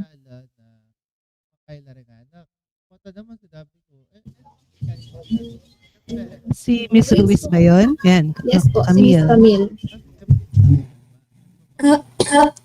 Wait lang po. Ano po, insight po or natutunan ko po siguro. Kanina po nag-share po ako ng experience ko during nagkaroon po ng earthquake na naunahan po ako ng panic. So, natutunan ko po na important na i-train natin yung sarili natin sa mga ganong situation kahit na hindi pa sila nangyayari. Kahit na wala pa. Kasi, although naunahan tayo ng panic, at least kapag nag-ease na yung panic natin, may isip na natin yung mga dapat natin gawin. And akala ko rin po na sa mga expert lang po yung mga mapping, ganyan. So, important din po pala sa amin kasi hindi po tayo para-parehas ng area or location kung ano po, ganun po sir. That's a good observation and reflection, Camille. Maganda yon na dapat alam natin yung lugar natin. We're familiar dun sa mga nakapalibot sa atin. Okay? Kasi minsan na pagwawalang bahala natin yung mga ganung bagay, napakaliit. At syempre, safety first lagi ang laging iisipin natin. So, thank you, Camille. So, Ma'am Jel, I think I have 3. Si Kyla. Yes, sir. Laika and Camille. Noted po, sir, yung mga nag-participate po na ating students. Ayan. Yes, Ayun po, someone is meron pa po asking from Laika. Tanong ko lang po if during ayun. Sige po, sir. Sorry po. Sige po. Tanong ko lang po if during earthquake, okay lang po ba? Sorry, sir. Okay lang po ba kung hindi na po mag-drop, cover, and hold, tapos maghanap or punta na lang po sa isang open area na wala mga poste or buildings? For me, I have to answer for myself. Kasi the experts suggest po that whenever you are in a closed area, you have to drop, cover, and hold. Pero if you are in an open area, or outside po, you may look for an open area na walang poste. Tama yung sinabi nila. Pwede naman po, hindi na drop, cover, and hold. Pero they suggest that after the shaking po yung gagawin. After the shaking, that's where you have to run and to go to the area, an open area where it's safe. Magda-drop, cover, and hold pa rin kahit nasa labas. Story to may answer kanina, kailangan mo pa rin mag-drop, cover, and hold just for the purpose po na baka may mahulog pa rin sa'yo, at least safe pa rin yung ulo mo. We're protecting your head. So, and it's a nice gesture lang na even nasa safe place ka na, you think naka-drop, cover, and hold ka pa rin. You know what? The calmest position that we can do is to have a baby position. Yung pong hawak-hawak mo yung mga knees mo. That's the calmest, that's something that can calm you. Kaya po napapansin nyo kapag umiiyak tayo, nalulungkot tayo, we hug our knees, nakaupo ka, because it calms you. Even the babies, ganun yung position nila sa womb ng nanay. Kasi po, that's the calming position that we can do. So, dahil nagpapanik ka, the duck, cover, and hold somehow illustrate po na naka-bend yung katawan mo and it calms you at the same time, yung sa position po natin na yun. Do we need to prepare our own bag in our individual homes? Are these the survival kits po that you were saying, or one of the materials po that is included in our survival kit? Probably po, yes po. Kasi if that could help us po to be safe, dapat po meron tayong mga yan. So, remember the survival kit, meron din po tayo dapat sa bahay. Wait lang po, dumami yung mga questions. I have to navigate the chat page. The other one, tama po. So from Angeles City Senior High School, the survival kit. Yes po, we encourage everyone to have the survival kit. In Angeles City Science High School po, we encourage the kids na may survival kit din po sila. Ang ginawa po namin, each section, meron silang survival kit na box. Tapos po iba-iba yung color nila. So nakakatuwa kapag nag-earthquake drill kami, iba-iba yung color nila. May yellow, may pink, may green, may something, all the colors. Pag nag-drill po sila, lalabas ng mga respective classroom nila. Iba-iba yung color. So if you're looking from the top, you'd see some student na nawawala dun sa pila kasi iba yung kulay niya, napupunta siya dun sa ibang estudyante. You may actually adapt that po even pag nag-face-to-face na. Sa bahay, pwede naman, kung gusto pong color coding din kayo magkaka-family, okay lang din po yun. The other one, sir, can earthquakes be predicted? They can be monitored, but they cannot be predicted. Even we have this instrument po. Hindi natin alam kung kailan sila mangyayari. Though we have this seismograph and seismogram, they monitor kung ano po yung behavior ng mga faults natin or the possible occurrence po ng earthquake. Sir, natutunan ko po, sir, is kapag from Emerisa, that question was from Jordan. Emerisa said, natutunan ko po is kapag po biglang may nangyaring disaster is huwag magpanic. Yes. It's po once na nag-sink in ito sa isip mo at lalo ka pa lang mapapahamak. Lalo ka lang mapapahamak. We need to think po if ano dapat gawin para maging safe. Yes po. And I think that's a skills na kalmado lagi. That's right, Emerisa. Another one po from Kayla, paano po ang pets po, sir, during an emergency? Ano, pet lover si Kayla. They also have life. So the how we value our peers, sana ganun din po sa mga pets. Okay. If you are to choose between you and your pets, it's a dilemma, pero we value them kasi may buhay po sila. Earthquake can sometimes, according to Camille, can sometimes be predicted, pero minsan sudden talaga siya. May mga times kasi na may future predictions, sila doon na nagbe-base kasi yan sa fault lines. Kung sino yung mga area, kasi na malapit sa fault line, sila yung nasa risk, kaya minsan after nag-earthquake, doon pa lang nila mapipredict yan. San yung mga aftershock. Camille has a point.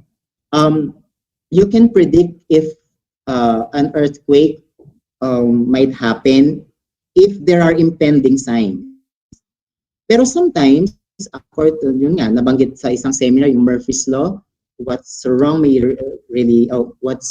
seems to happen, even na ganon. So, we have these impending signs na pwede nating pagbasihan that an earthquake might likely to happen. Pero nandoon na, and it's time element is one of the considerations na pwede nating tignan. But when you say prediction kasi, like out of nowhere without considering the signs, hindi natin pwedeng i-predict na ay feeling ko next week magkakaroon ng earthquake. In that kind of sense, na feeling ko ganun yung tanong kanina ni Jordan. But with what Camille have said, pwede na natin sabihin na this is more likely to happen because of this impending sign.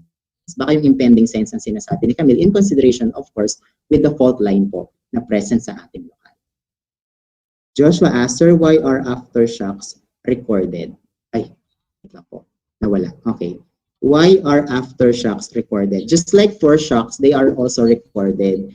This would help us identify kung ano po yung gaano ka-intensify yung earthquake. And baka natanong niyo na rin, sir, bakit po walang pangalan yung mga earthquake just like typhoon? The recorded po yung mga aftershocks at saka mga foreshocks na yan para po malalaman nila yung characteristics ng earthquake na nangyari. And for the possible effect pa po na po pwedeng mangyari right after the earthquake. They do have their names, just like typhoons. Pero we name them based from the year, the region to where it happened, and their magnitude. Halimbawa po, 2019, Castillejo, Zambales, magnitude 6.1 earthquake. Ganun po sila pinapangalanan. So, depende po sa year, sa lugar, at saka po sa kanilang magnitude. Then, we have Aryan here. Sabi niya, dapat may lindol. Protection na ng sarili. Kapag may lindol, dapat tandaan ang dapa, kubli, at kapit. Wow, I like it. It's tagalize. Okay? Dumapa para very supportive po siya sa amin, no? I believe from the hazards and risk that we have learned today from our dear speaker, made us all realize somehow the importance of readiness, not only in times of disasters. So with this, I would like to close this program through this acronym from the word READY, showing the implications of preparedness. So let's start with R.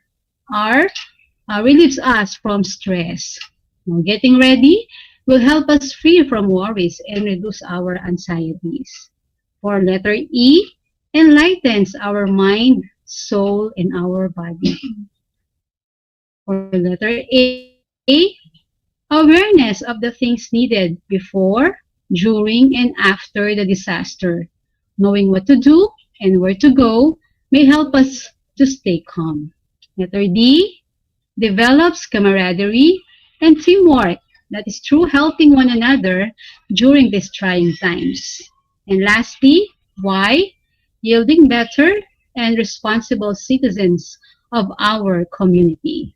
Disaster alertness and preparedness is next to safety and happiness. Once again, congratulations for the success of this event. Thank you very much and God bless you all. To God be the glory.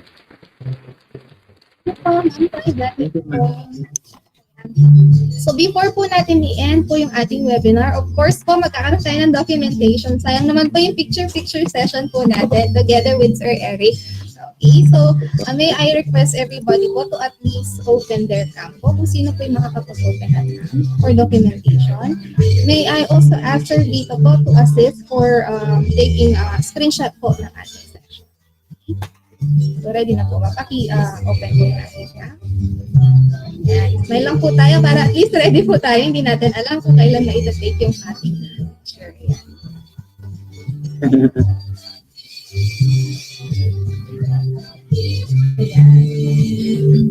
Okay na po ba, Sir Vito? Okay na po, ma'am. Thank you po. Thank you po, Angeles City Senior High School. Thank you, Sir Eric. Thank you, mga Thank you po again. Nice All to the see you participants again. po and all the Lloyd attendees po ng and- ating session. Thank you so much po. And sabi nga po ni Kuya Tony Pet, laging maging handa at alisto at all times. Ayun po. So with that po, thank you so much and God bless po everyone and keep safe as always po and stay healthy din po. Yan, inside and out. Ayan. God bless Thank you, po, Ma'am everyone. Jinky. You Thank you deserve po. a gift. Thank you po. Thank you po. Thank you po, Thank you Sir po. Eric. Thank you po. Thank you po. Good day.